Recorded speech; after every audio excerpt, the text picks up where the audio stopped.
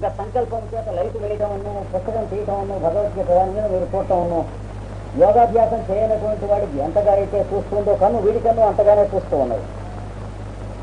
ఉదాసీనం అసక్తం చేసు కర్మతో భగవద్గీతలో చెప్పారు. అవునండి, డ్రైవింగ్ చేతగానటువంటి వాడు ఎలా అయితే కూర్చుని మాట్లాడుతూ ఉంటాడో, బాగా డ్రైవింగ్ చేతైన వాడు కూడా అలాగే కూర్చుని డ్రైవ్ చేస్తున్నాడు. కొద్దిగా డ్రైవింగ్ ఎప్పుడెప్పుడే నేర్చుకుంటున్నవాడు భయపడుతూ కంగారుగా గండు బిల్లులో మొహం పెట్టి ఇలాగ కాళ్ళతోనూ చేతులతోనూ కాళ్ళతోనూ కూడా డ్రైవ్ చేస్తూ ఉంటాడు. కానీ అంటే సాగుకొట్టబడ్డ గండు బిల్లు లాగా ఉంటాడు. ఎందుకంటే డ్రైవ్ చేస్తున్నాను అనేటువంటి వాడి మొహంలో ఉంటుంది. బాగా డ్రైవింగ్ చేత స్థితావస్తుడు వాడు డ్రైవ్ చేయడు కనుక వాడు చేస్తారు, వాడు మనస్సు కూడా చేయడు, వాడు బుద్ధి కూడా చేయడు, వాడి చేతులు కాళ్ళు మొదలైనటువంటివన్నీ చేస్తాయి కనుక వాడు హైగా కూర్చుంటాడు ఉదాసీనుడు.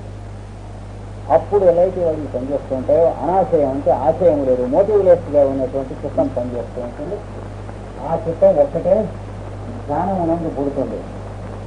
ధ్యానం చేస్తే పుట్టే చిత్తం నేను చెప్పాను చూడండి, ఇంద్రగ్రంథికి వరుణ గ్రంథికి మధ్యన ఒకనొక తేజస్సు పుడుతుంది. అక్కడ పుట్టేటువంటి చిత్తం ఉన్నదే అలాంటి చోట. ఆ చిత్తం ఒక్కటే వాడిది ప్రధానమైనటువంటి చిత్తము.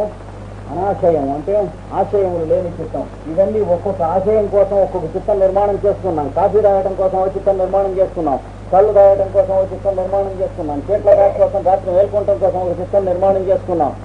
కనుక ఆశయముల కోసం నిర్మాణం చేసుకున్నటువంటి కుళ్ళు చిత్తములు ఇవన్నీ భస్మం అయిపోతాయి. అనాశయమైనటువంటి చిత్తం మిగులుతుంది. యోగాభ్యాసంలో ధ్యానంలోకి మీరు ఎప్పుడైతే వెళ్ళారో అంటే ఏం చేయాలి? యోగా ఈరోజు చెప్పిన సార్ ఏం చేయక్కర్లే, శుభ్రంగా రోజు ఒక 15 నిమిషాలు రోజు చెప్పుకునేవి సార్. తర్వాత ప్లస్ ఏం చేయాలి? ఈశ్వర ప్రణిధానము మొదలైన ఏం చెప్పాడు? స్వాధ్యాయం అని చెప్పాడు చూడండి. స్వాధ్యాయం అంటే భగవద్గీత కానీ భారత భాగవత రామాయణాల్లో ఏదైనా మీ ఇష్టం వచ్చినటువంటి భాగం కానీ ఏదో పతంజలి యోగ సూత్రాలు కానీ మీకు నచ్చినటువంటి నారద సూత్రాలు కానీ అది తీసుకుని చదువుకోండి. ఒక్కొక్క రోజున రాత్రి 1 గంట అయినప్పటికీ కూడా ఇదివరకు చీట్ల ప్యాక తెల్లవారుతూ ఆడుతూ ఉంటే రాత్రి 1 గంట అయిందే దానికి తిరిగి సమర్థం. ఎందుకని అక్కడ ఒక ఆశయం ఉంటే మోటివ్ ఉన్నది ఆడుతూ ఉండడానికి, ఇక్కడ మోటివ్ లేదు.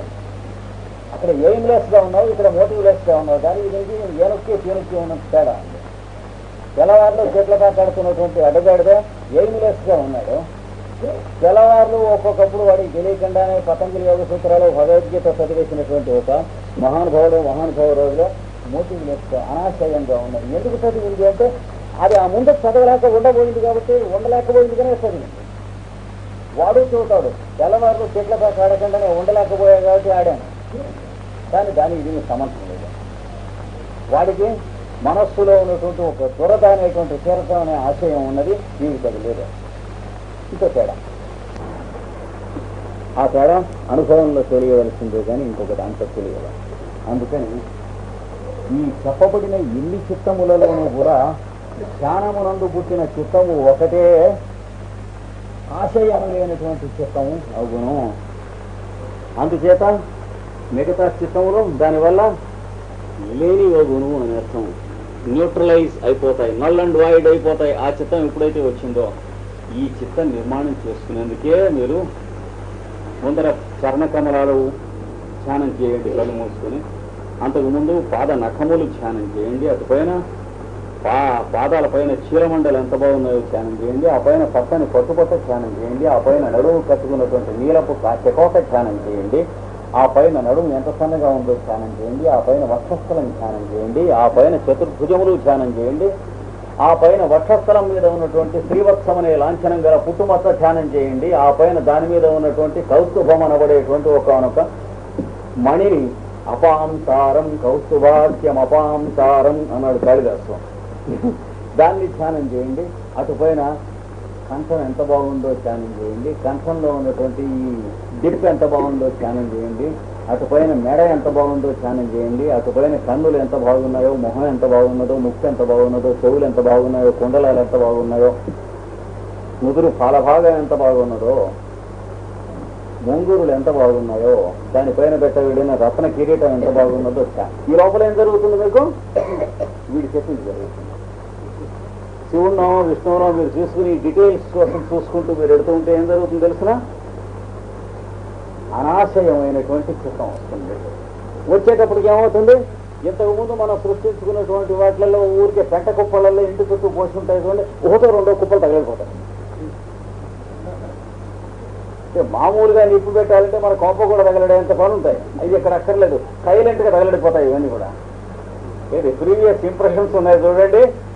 ఇట్లాగా ధ్యానం చేయటం మొదలెట్టేటకు ఏడాదో రెండేళ్ళు అయ్యేటప్పటికి అన్ని తగలడి ఉంటాయి.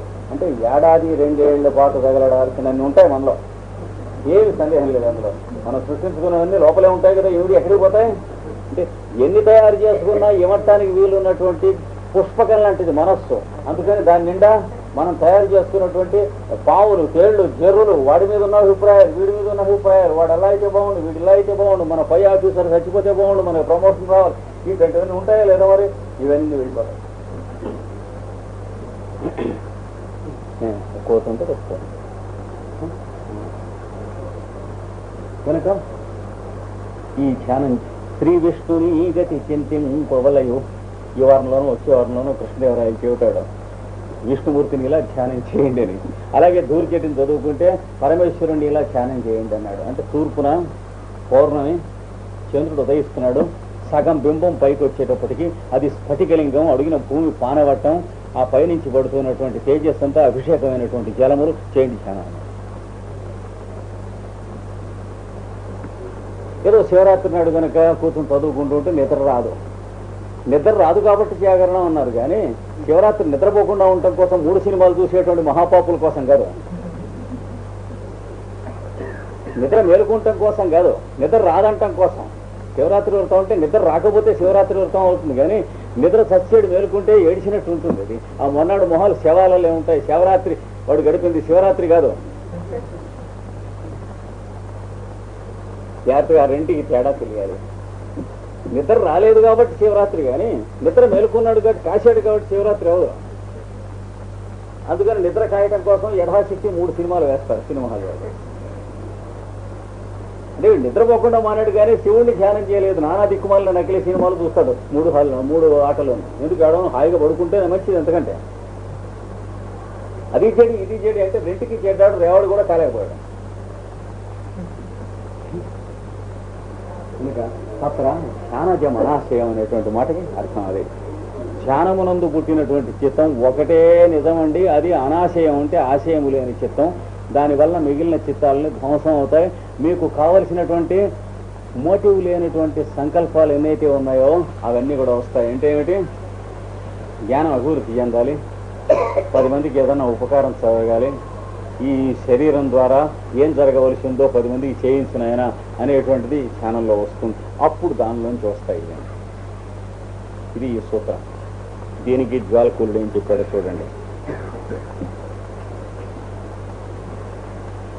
Among the forms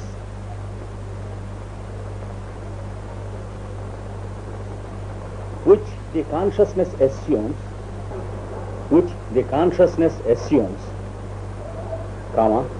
only that which is the result of meditation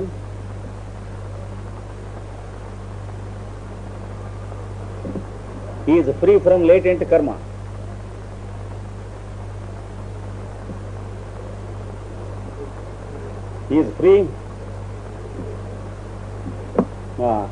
Which is the result of meditation is free from latent karma.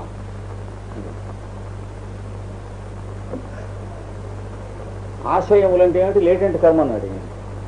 అంటే ఏమిటి? అది వరకు ఏవైతే అలవాటు అయి ఉన్నాయో ఆ రకంగానే వస్తాయి కదా వీడికి ఆశయాలు రావటం. ఒక్కొక్కడికి ఒక్కో రకమైనటువంటి మోటివ్స్ వస్తాయి మనస్సులో. చెట్లేద్దాం, పువ్వులు పెంచుదాం, సమానంగా. వాడికి ఏమైనా వస్తాయి? ఇక్కడేదో పూజా మందిరం పెట్టుకున్నట్లయితే ఆ పువ్వుల కోసం వెతుక్కోక్కర్లేదు అని సరిపోతుంది వాడికి. దేని మీద ఆధారపడి వచ్చింది వాడికి ఐడియా? చెట్లు వేయడం, పువ్వులు పెంచడం మీద ఆధారపడి లేదు. అంతకుముందు వాడు చెట్లతో పువ్వులతో ఏం చేస్తున్నాడు దాని మీద ఆధారపడి వచ్చింది. ఇంకొకడు చెట్లు వేద్దాం, పూలు పెంచుదాం అని అనుకుని మా ఆవిడికి పూలు బయట నుంచి తీసుకురావక్కర్లేదు. రాత్రిపూట అర్ధరాత్రి ఈ తోట ఇట్లా విహారం చేస్తూ ఉండి ఆవిడ తల్లోనే పెట్టచ్చు. వాడికి అంతకుముందు వాడికున్న సంస్కారం వల్ల అవే పువ్వులు, అవే చెట్లు. వాడు చెట్లేద్దాం పువ్వులు పెంచుదాం అని అన్నాడు, వీడు చెట్లేద్దాం పువ్వులు పెంచుదాం అని అన్నాడు. మూడవ వాడు చెట్లేద్దాం పూలు పెంచుదాం, ఎందుకు అంటే ఈ ఇంట్లో ఒక వేస్యల కంపెనీ పెడదాం, అప్పుడు వచ్చినటువంటి బేరగాళ్ళకి ఈ పువ్వుల దండలు ఇక్కడ వాటితో అమ్ముదాం, వేరే బిజినెస్ కూడా ఉంటుంది. వాడు అలా ఎందుకు ఆలోచించాడు, వీడిలా ఎందుకు ఆలోచించాడు, వీడిలా ఎందుకు ఆలోచించాడు అనటానికి చెట్లు కారణం కాదు, పువ్వులు కారణం కాదు, భార్య కారణం కాదు, వేశ్య కారణం కాదు, ఏమండి పూజ కారణం కాదు. అంతకుముందు వీడు ఏం చేస్తూ ఉన్నాడో ఆ చేసింది వీడి చిత్తానికి అంటి ఉన్నది, ఆ అంటింది కారణం. చూసారా? ఆశయం అంటే అది ఆశయం అంటే లేటెంట్ కర్మ అని అందుకు అన్నాడు. అది పైకి కనపడదు, వీడు పని చేయడం మొదలెట్టే కనపడుతుంది అన్నమాట. అందరం మొదట మంచివాళ్ళే, ఏదో ఉద్యోగం ఇస్తుంటే కొంచెం బతుకుతాం, తిరిగి లేదు, భార్య మేము వస్తున్నాం, పిల్లలు కూడా పాపం అలాగేదో గంటి అవుతుంది.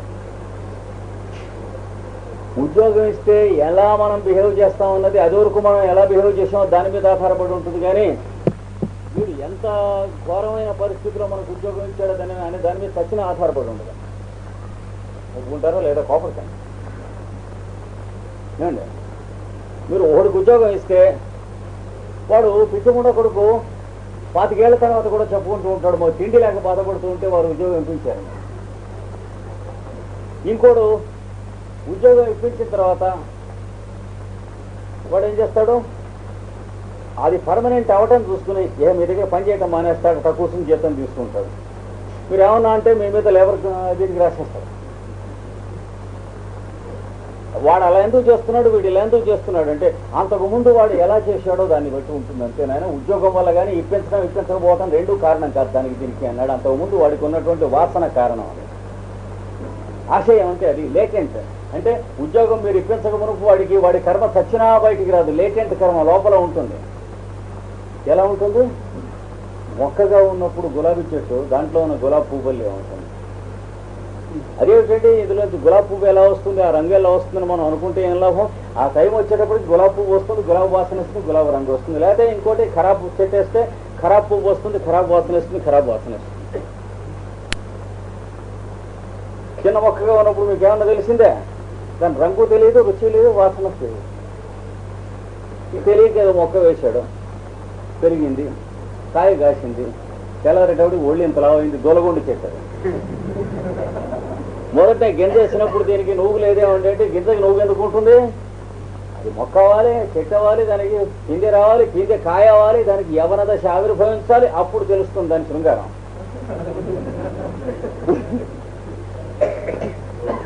అప్పుడు వీడు వీళ్ళంతా గోక్కున్నాడు. ఆ తెల్లవారులు దాని తాలూకు శబ్దస్పర్శ రూపరస గంధములు శృంగారం అనుభవించి ఇంత అయ్యాడు మనిషి.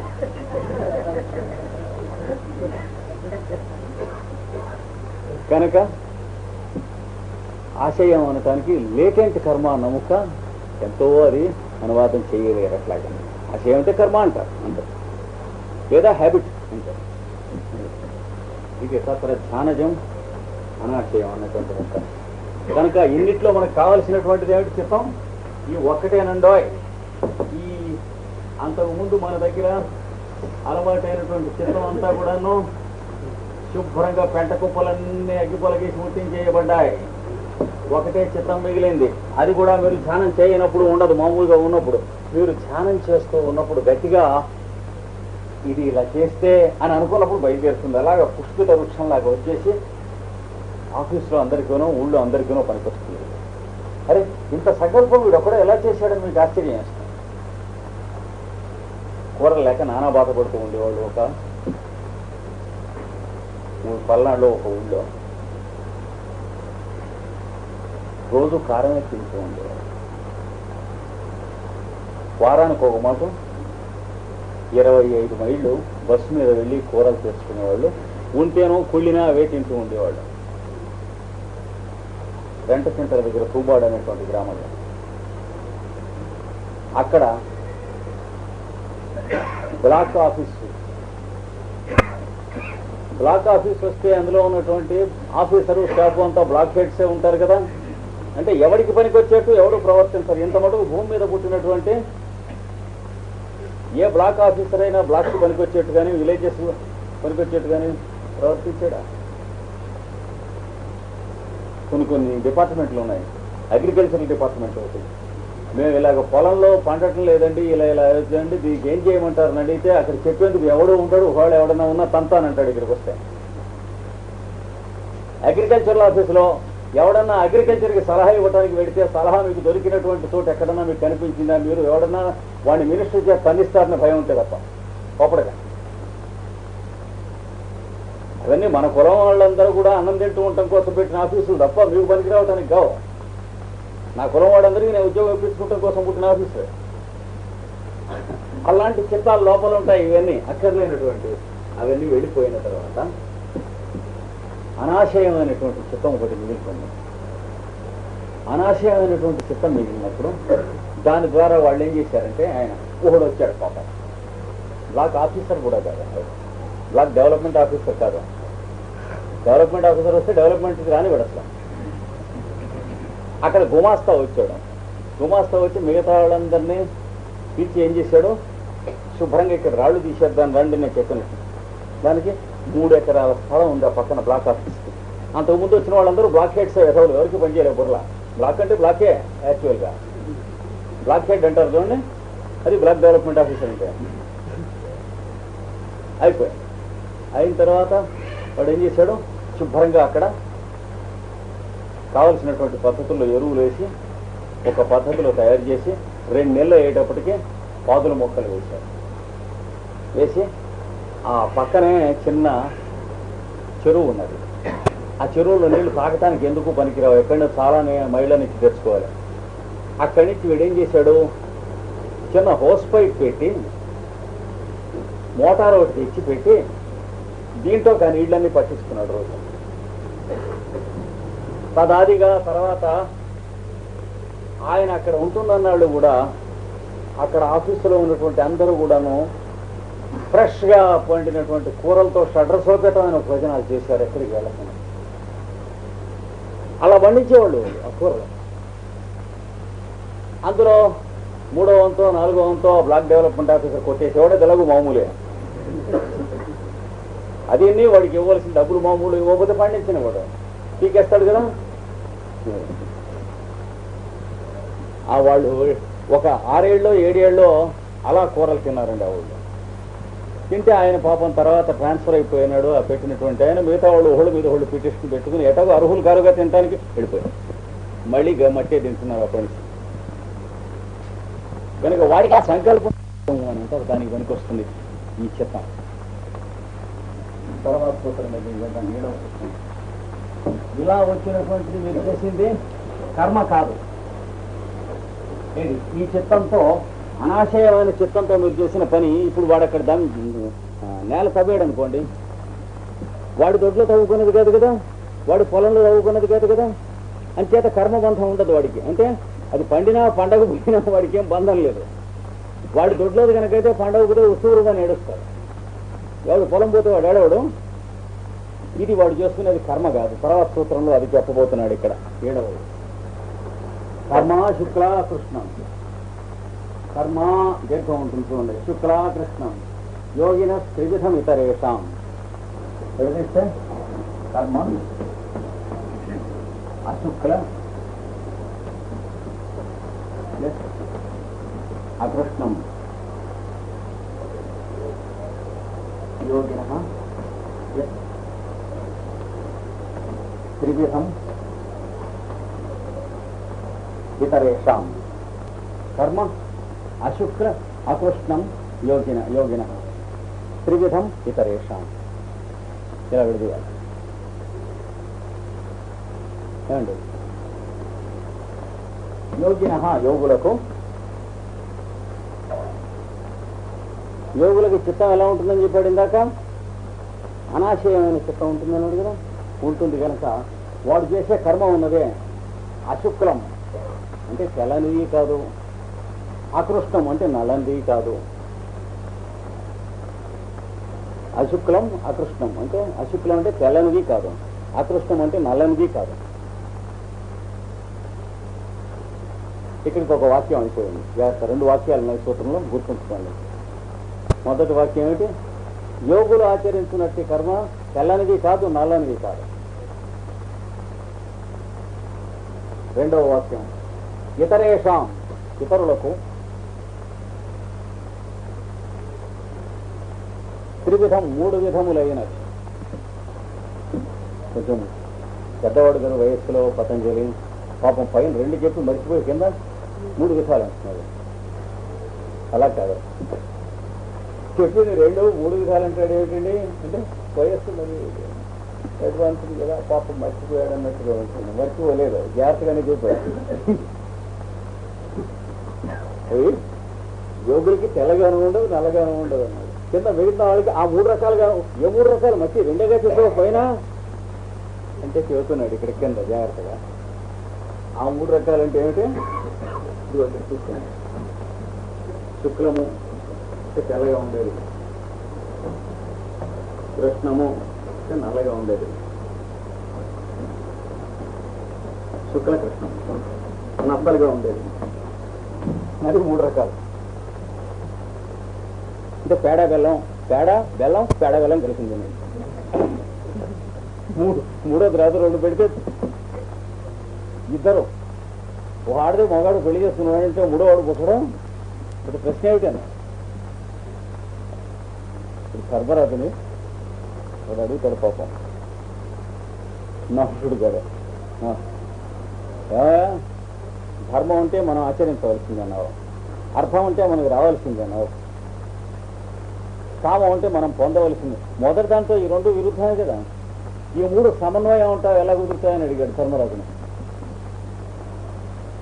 మనం 1, 2 చదివితేనే మనకు అపురూపంగా ఉన్నాయి. భారతంలో శరపరంపరలు శ్లోకానికి 2, 3 వస్తాయి ఇలాంటివి. అలాంటి మహాభారతం 18 పర్వాలు చదువుకున్న వాళ్ళు ఉంటారు. అంటే యూనివర్సిటీలో కాకుండా పేదల దగ్గర. ఈ ప్రశ్న చూసారా? ధర్మం లక్షణానికి, అర్థం లక్షణానికి ఓదానికి కొద్ది వ్యతిరేకం. ధర్మం అంటే మనం ఏం చేయాలో ఆలోచిస్తాం ఇతరులకు, అర్థం అంటే మనకు రావాల్సింది ఏమిటో ఆలోచిస్తాం. ఈ 2కి పొత్తెల్లా కుదురుతుంది అన్నాడు సమన్వయాన్ని. అలాగే కామం అంటే మనం అనుభవించవలసింది ఏమిటో తెలుస్తుంది. ఆ మొదటి దానికి దీనికి అసలు కుదరదు.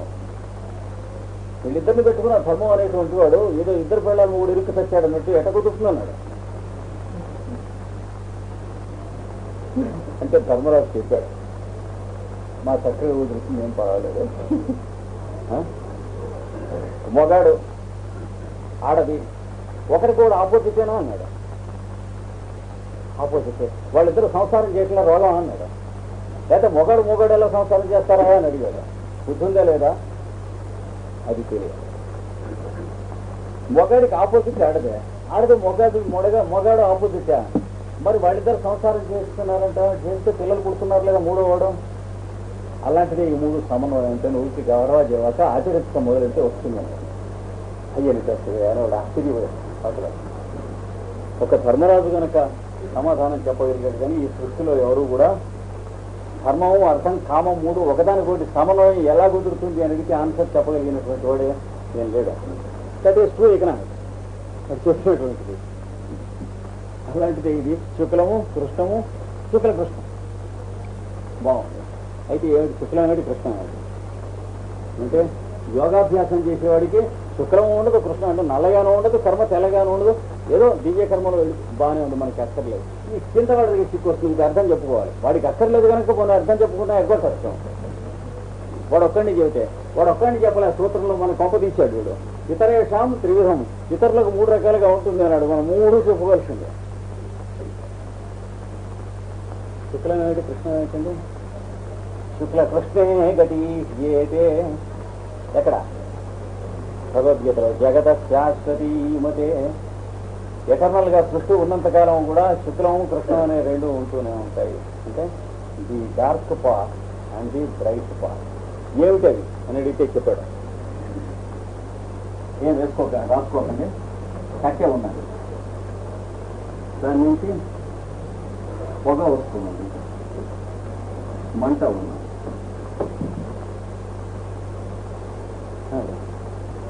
2 మార్గాలు ఉన్నాయి. మంట ఎటు చూపిస్తూ ఉన్నది? పైకి చూపిస్తూ ఉన్నది. ఎవరి వైపు చూపిస్తూ ఉన్నది? సూర్యుడు వైపు.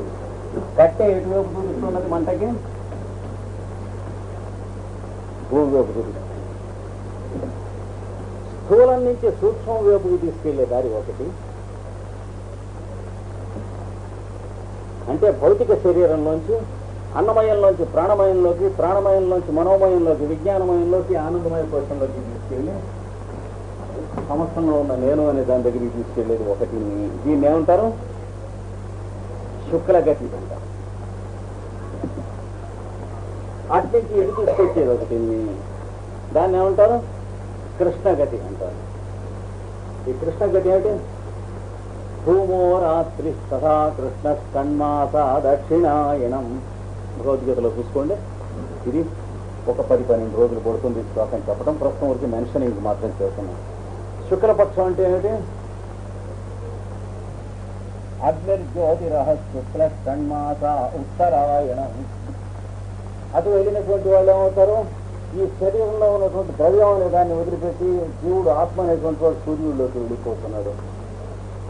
ఈ కృష్ణపక్షం మార్గంలో వెళ్ళిన వాడు ఏం చేస్తున్నాడు?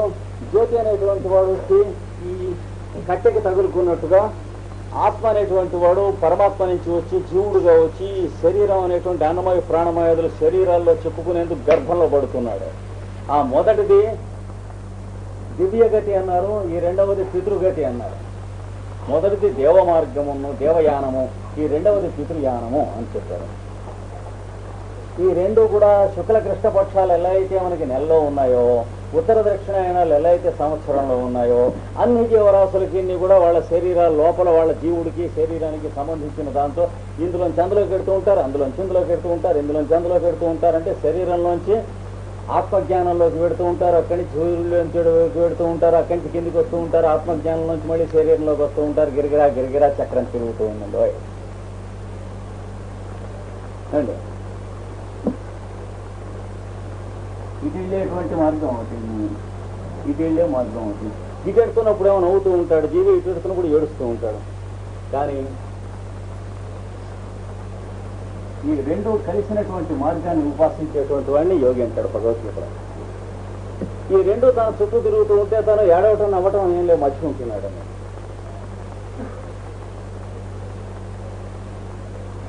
లేకపోతే మోక్షం కోసం అని చెప్పి ప్రయత్నిస్తున్నాం అని అనుకుని అటు ఎడుతున్నప్పుడు నవ్వుతూ ఉంటాడు, అటు నుంచి మళ్ళీ కింద పడుతున్నప్పుడు ఏడుస్తూ ఉంటాడు అన్నాడు.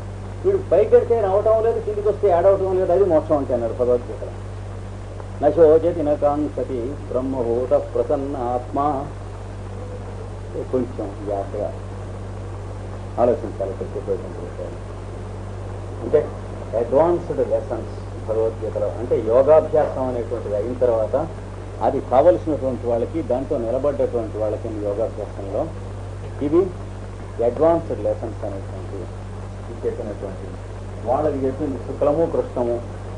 కృష్ణగతి కర్మ అంటే చైతన్యం దగ్గర నుంచి శరీరం దగ్గరికి మనని ప్రయాణం చేసేట్టుగా చేసేది కృష్ణగతి కర్మ. అంటే అజ్ఞాన కర్మ. అంటే మన సూక్ష్మ స్థితి నుంచి స్థూల స్థితికి తీసుకొస్తుంది.